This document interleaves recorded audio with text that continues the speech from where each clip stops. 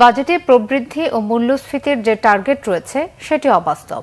সিপিডির budget ডায়ালগে এমন মন্তব্য অর্থনীতিবিদ, রাজনীতিক ও ব্যবসায়ীদের। আলোচনায় বক্তারা বলেন, চলমান অর্থনৈতিক পরিস্থিতিতে সাধারণ মানুষের উপর চাপ বাড়বে। ডলারের উচ্চ দাম, আর্থিক খাতে বিশৃঙ্খলা ও সুশাসনের অভাব রয়েছে।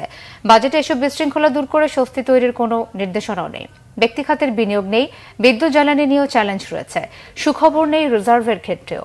ট্যাক্স ভ্যাটের আওতা ও আদায় বাড়াতে গিয়ে হয়রানির শিকার হবেন সাধারণ মানুষ। সুখবর নেই কৃষি, স্বাস্থ্য ও শিক্ষার বাজেটেও। কালো টাকা সাদা করার সুযোগ দেওয়াটা ইতিবাচক নয় মন্তব্য করে বক্তারা বলেন, এর ফলে অনিয়ম উৎসাহিত হবে, রাজনৈতিকভাবে দুর্নীতিবাজরা সহায়তা পাবেন। এছাড়া বাজারে বিশৃঙ্খলাও চলমান থাকবে।